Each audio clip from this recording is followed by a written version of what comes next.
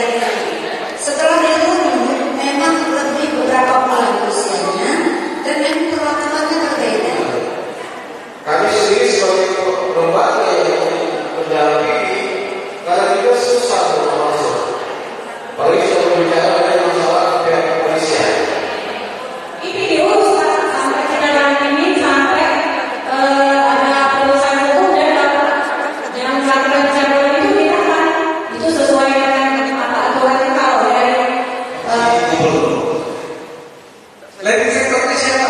Itu tadi PPA. Karena PPA perlindungan perempuan dan anak.